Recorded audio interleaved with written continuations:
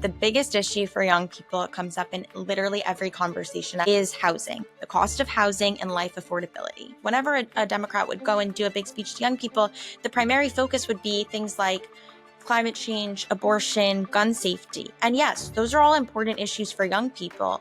But I heard from plenty of young people who said, I care about all of those things, but I can't care about all of those things if I actually can't afford to live. The numbers show you're not getting married. Is Gen Z skipping out on that? Part of it stems from this gender gap that we see playing out politically. There are plenty of young women I've heard from who say that they do not want to date someone who voted for President Donald Trump. And then if you look at the way that young men voted for President Donald Trump, like the numbers just don't add up.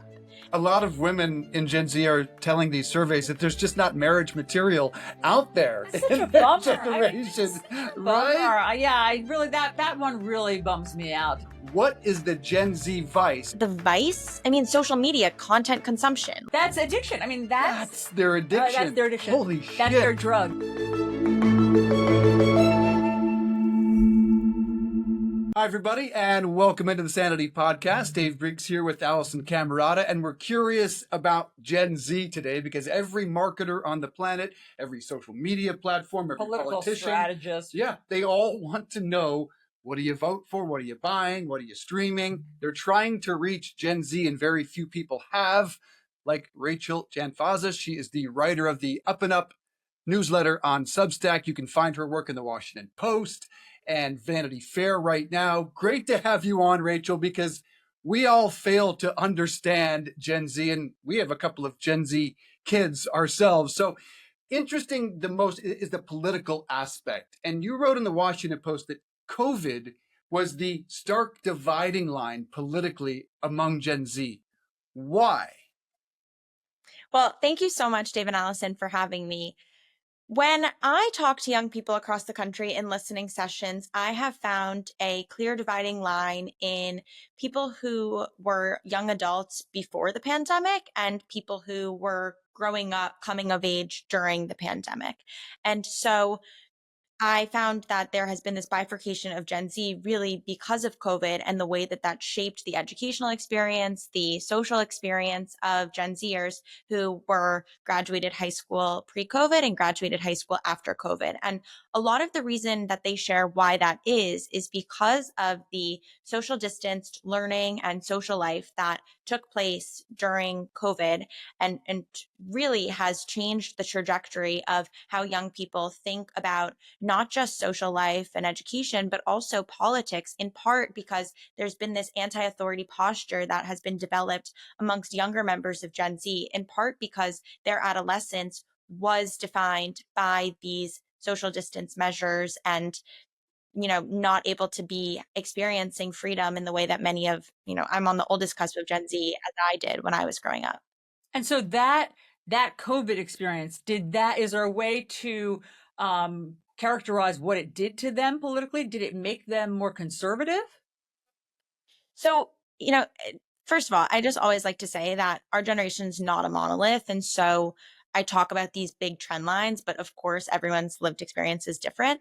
But what I have found is, if you look at the results of the 2024 election and you see a shift to the right amongst members of Gen Z, you start to wonder, okay, why is that? And so in my conversations with young people, I have been asking them for years now if their political views have changed at all over the course of the past few years. And for the youngest possible voters, they maybe didn't have political views, let's say, in 2020 or 2016. So I have found that for folks who have been politically conscious for the past few years, they describe a shift, even if it means, most recently I did a listening session last week and I had a young man tell me that he is on the left leaning side of the political spectrum.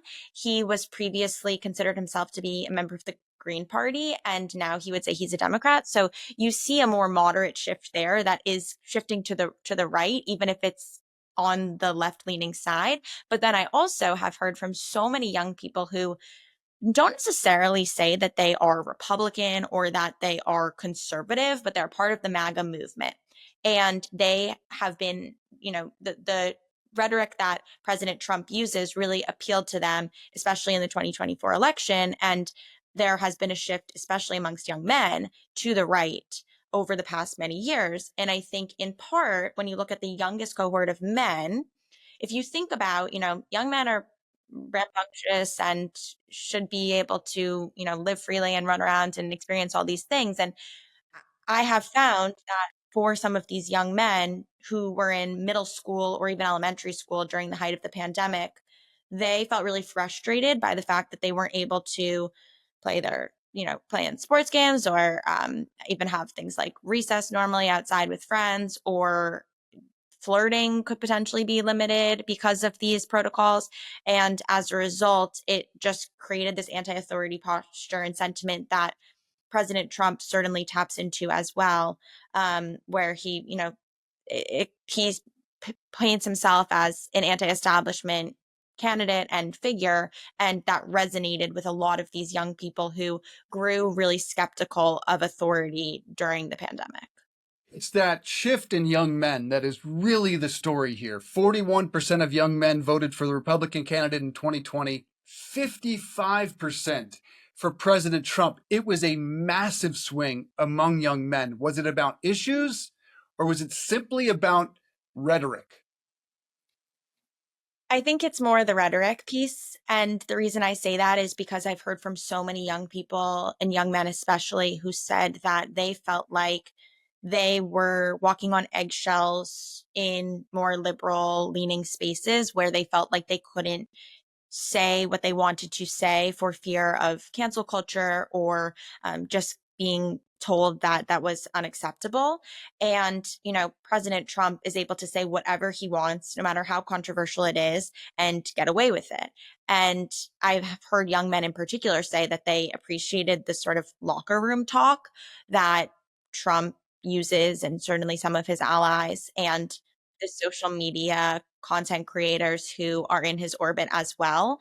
And there was definitely, that was a part of the calculus when they were thinking about who they were going to vote for in the 2024 election. And then I've also just heard from young people who actually don't align with either party, but still really felt turned off by this policing of language and wanted to be able to, they prioritize freedom of speech. And that was definitely part of the shift That's from. interesting, very interesting. And I appreciate you articulating it because I had never heard it spelled out exactly that way before. But the freedom of speech is an interesting one because to my mind, it only goes one way. President Trump doesn't like freedom of speech if it's at all critical of his administration or him or anything that he believes in. And so I know you do these listening tours, and it's wonderful to have your finger on the pulse of Gen Z in this way. Do they still think that they're getting freedom of speech? Is that still how they interpret it? Is there any kind of change of mood now that we're 3 months in? So it's a really interesting question. In this listening session I did last week, heard from this young woman who was previously liberal. She now considers herself to be an independent, and she voted for Trump in 2024 because of free speech. She told me in part that was part of her decision-making process. And she told me that it's been one of the biggest disappointments in the first few months of this administration, because, to your point, Allison, she feels like it is not being is not playing out in the way that she had perhaps anticipated or would have wanted it to. And she is particularly concerned with freedom of speech on college campuses, and the ability for students to be able to protest and express themselves. And we're seeing what President Trump is doing with education funding, with threats to schools based on their stances over primarily anti-Semitism. And I think she just felt like there has been kind of a shift in the conversation around freedom of speech, and the fact that Trump, says that he's for freedom of speech, but to your point, only when it is in line with something that he is in favor of. Yeah, deporting people Who are protesting? for just Yeah. protesting. If there's one word that is often attributed to Gen Z, it's woke. How well does that shoe fit, or is there a gender line that divides? So I wrote a piece yesterday that actually had the word woke in the headline, because I have found that Gen Zers are not as woke as you think they are, and also not as far right as maybe they've been made out to be since the election took place. And there's been a lot of talk about how Gen Z is shifting right.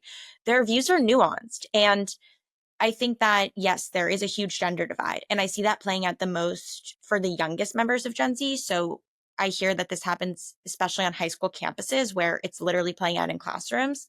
But at the end of the day, I think the vast majority of young people I talk to actually don't want to align themselves with either political party. They feel that both political parties' brands are really awful and they hold views that exist.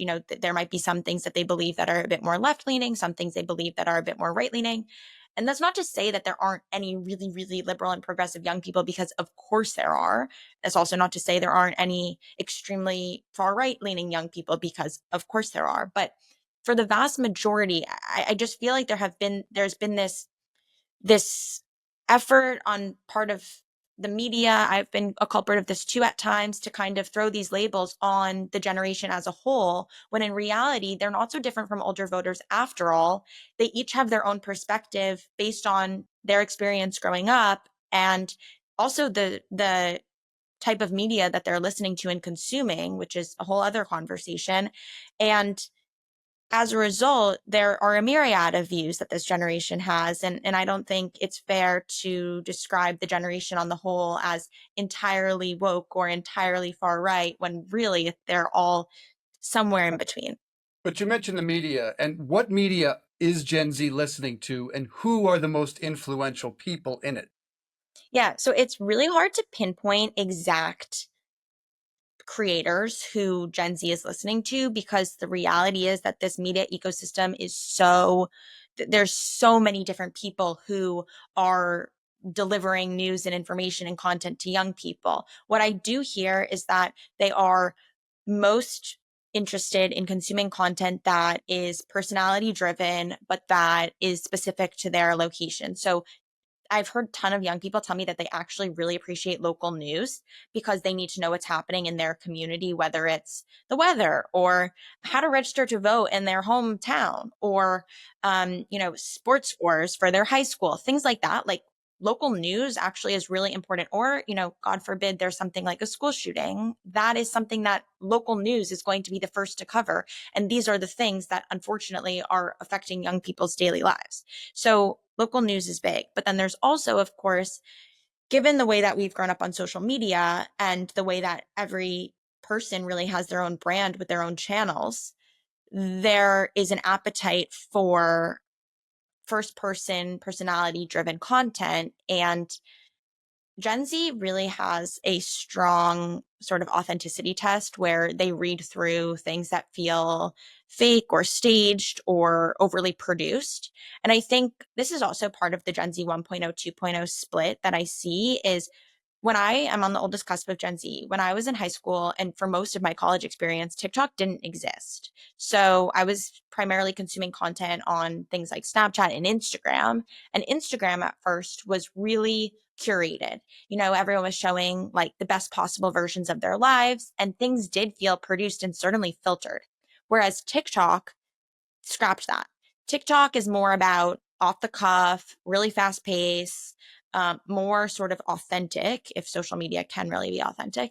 And I think as a result, the generation that really has grown up on TikTok, Gen Z 2.0, they're used to that type of delivery of information. And so while there's no one single content creator or news personality who is delivering them the news and information, because there's just so many people and everyone gets it from a different place, there are these themes that resonate and that I think are what most young people are looking for when they're trying to consume information. See, here's what scares the crap out of Gen X, which we are, which is that they think that Gen Z, as you say, the information field is so disparate, it's so spread out, that when they tune into Joe Rogan, they think they're getting a news source, or at least they think that he's fact-based, but he's not. He's just opinion. He's just a personality. He's just a broadcaster. He's a great broadcaster, but that's not a news source. And so, when I hear that they have some buyer's remorse because President Trump isn't as committed to freedom of speech as maybe they thought, that was out there. That information was readily available. And so it worries us as, old school news people that Gen Z is putting it together for themselves. The one thing that I will say that is kind of, optimistic for people who are traditional journalists and really care about fact and fact-based news is that I do hear a lot of young people saying that when they, and maybe they're just saying this because it's in a listening session and whatever, but they do say that they fact check things and they want to do the research themselves. There's a lot of autonomy that is a key value for Gen Z. And so I hear oftentimes that if they see something or their friends are talking about something or they're listening to Joe Rogan or someone like him, they'll go and they'll do their own search to kind of back it up. And so I think it's really important to note that there is still an appetite for fact-based journalism and news. It's just a matter of the delivery of who is sharing that message that needs to change in terms of reaching younger people and Okay. what they're craving.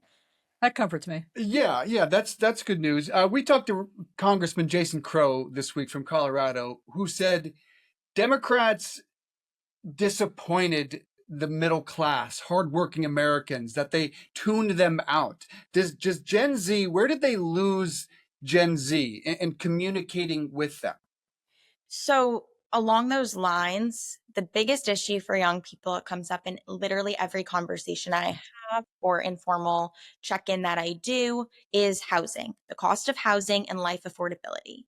And that wasn't talked about so much when Democrats did their messaging to young people in the 2024 election. Certainly, there was some talk about the economy and prices, but I think, Very little. Yeah, yeah, very and little. I talk about this often. They ignored the biggest issue in the election, which was inflation, and never talked about how healthy the economy actually was, even though they feel their pain on inflation, right?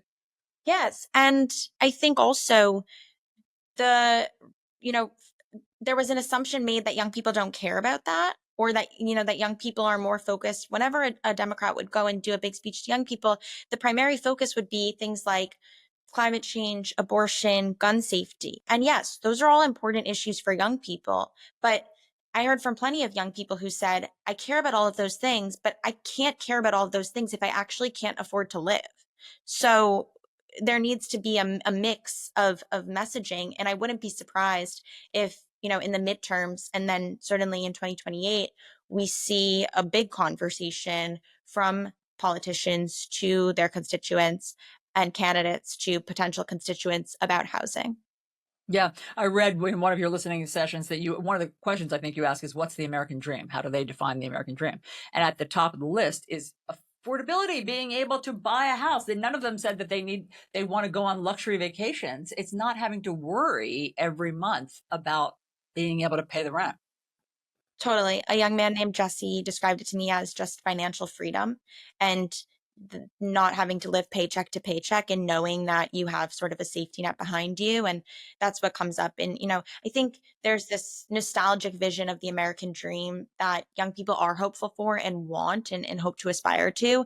They just feel that they're starting at a disadvantage because housing seems so unattainable when even rent prices are so high. And it is. And it is. A couple cultural things before we let you get out of here.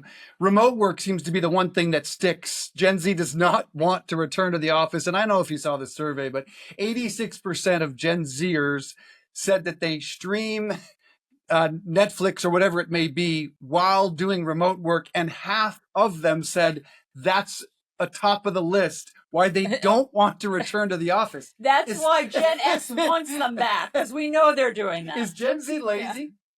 No, I do not think Gen Z is lazy. I think that Gen Z has come of age during constant crisis where they just feel like the system isn't working for them anymore. And they're like, if I can get my work done and at the same caliber that I would have done, if I'm in an office while doing all of these other things, why am I not allowed to do that?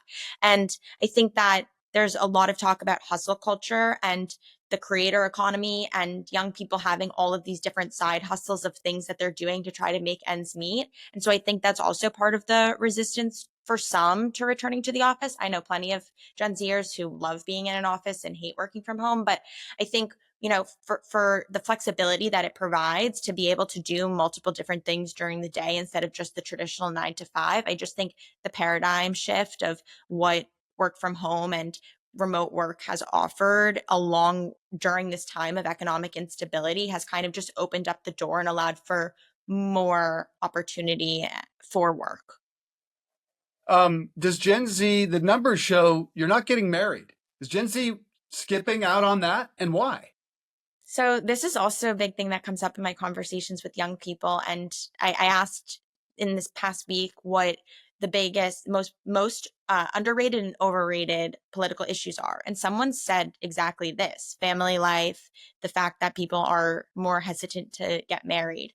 And part of it stems from this gender gap that we see playing out politically. But the root of it is that young women are attending college at higher rates than young men.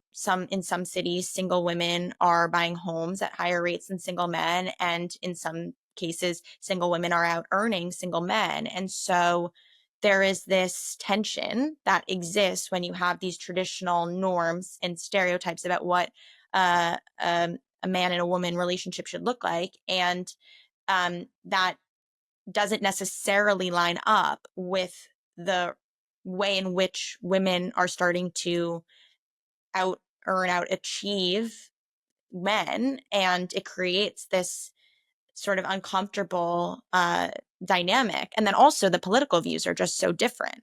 And there are plenty of young women I've heard from who say that they do not want to date someone who voted for President Donald Trump. And then if you look at the way that young men voted for President Donald Trump, like the numbers just don't add up. And so that plays into these dynamics as well.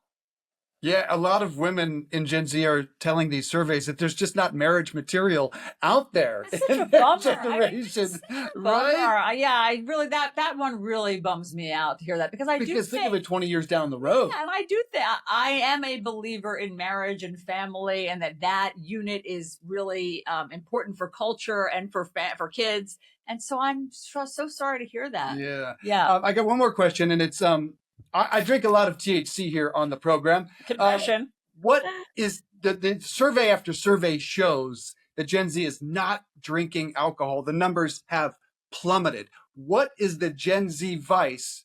I'm going to drink wink while you answer. What is the Gen Z vice? That is a great question. Well, a lot of people are flocking to sort of like alternative. There's a big conversation around like nutrition, and I think that's part of the non-drinking piece of it. Also, I have heard from people say that it's just expensive and they don't want to. I don't know. But the vice, I mean, social media, content consumption. Like, I know so many young people who say to me that they know how bad the algorithm is for them. They know how detrimental it is for their mental health. They look at these videos or, even things about body image and just these like unattainable standards, but then they can't stop scrolling. That's addiction. I mean, that's their addiction. That's their addiction. Holy shit. That's their drug. That was insightful. I thought you were going to say mushrooms. I'll be honest. No, I mean, I'm not joking. I hear it all the time. The Gen Zers are microdosing mushrooms over everything else. Have you found that? I mean, there are these like little mushroom chocolates that people are doing. I definitely have seen that, but I don't know how pervasive it is. I mean, social media is that's their addiction. That's their vice. That's fascinating, Rachel. Okay, so Rachel, on our show, Sanity, we ask all of our guests for their dose of sanity. What keeps you sane in the madness? Walks. Going on walks, like getting outside. And I think this is so important. Also, like, I know there's been a surge in like run clubs and things like that people are getting into to kind of log off and to get away from the constant feed. But like, there will be days when I live in New York City and there will be days when I literally don't go outside. And the second I do, like the mood switch is just so stark. So outdoor walks. God, that's beautiful. I hear that also. And nature is still there. Nature is rejuvenating. Nature is free. Nature is still there at the moment. That's a great dose of sanity. Love walks. You do? Love walks, yeah. Man, there's a lot of confessional things happening here with Dave Briggs. I'm glad that you were here, Rachel, to witness all of this. Oh, so we'll get. I look forward to hearing about those. I'm gonna go walk. Okay, very good. Rachel, thank you. It was wonderful to see you again. Thanks for all the information. Great to talk to you. Thank you so much for having me.